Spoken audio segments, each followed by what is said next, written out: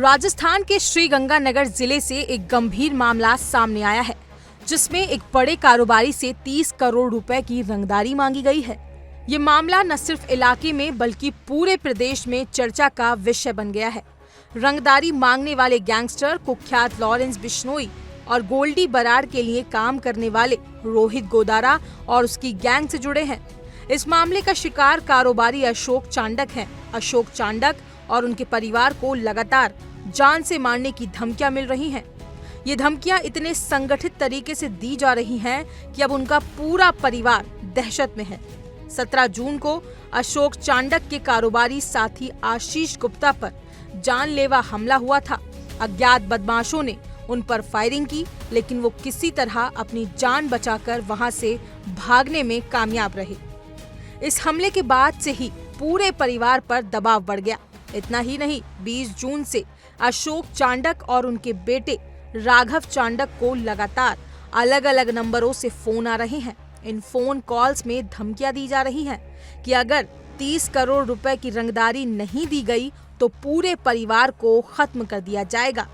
धमकी देने वाले कह रहे हैं कि पुलिस के गार्ड भी उन्हें नहीं बचा पाएंगे। इसमें चौंकाने वाली बात यह है कि धमकी भरे मैसेज में गोल्डी बराड़ के एक रिश्तेदार का नाम भी शामिल है, जो इस मामले को और अधिक गंभीर बनाता है। इससे ये साफ हो जाता है कि ये मामला एक व्यक्तिगत विवाद नहीं बल्कि बड़े अपराधी नेटवर्क की साजिश है। अशोक चांडक की सामाजिक पृष्ठभूमि भी इस पूरे मामले की गंभीरता को और ज्यादा बढ़ा देता है। उनका कारोबार 3 राज्यों तक फैला हुआ है और उनके बेटे राघव को अक्सर व्यापार के सिलसिले में बाहर जाना पड़ता है।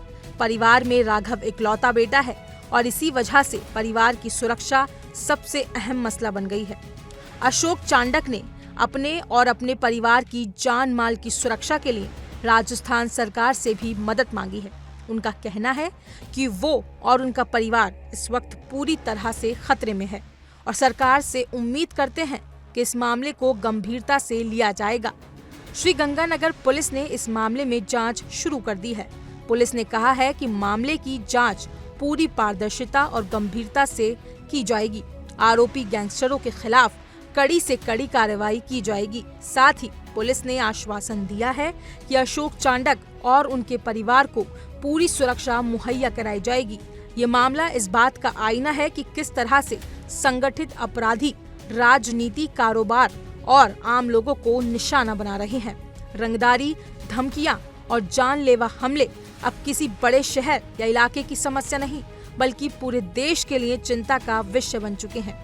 साथ ही ये भी देखने वाली बात होगी कि सरकार और पुलिस इस मामले में कितनी तेजी और कड़ी कार्रवाई करती है। क्या वो इन गैंगस्टरों को पकड़ पाएंगे और कारोबारियों को इस तरह के अपराधियों के दबाव से मुक्त करा पाएंगे? इस पूरे मामले में जनता की निगाहें कानून व्यवस्था पर टिकी हैं कि आखिर कब तक ऐसा अपराधी नेटवर्क बेखौफ तरीके से काम करता रहेगा।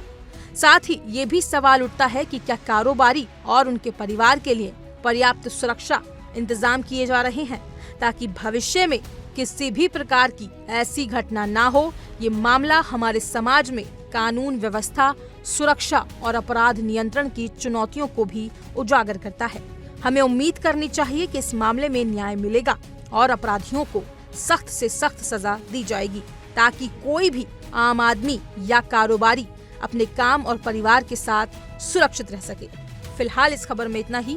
अपनी राय कमेंट सेक्शन में जरूर बताएं और ऐसी ही तमाम हर बड़ी अपडेट के लिए इंडिया डेली को सब्सक्राइब करना ना भूलें।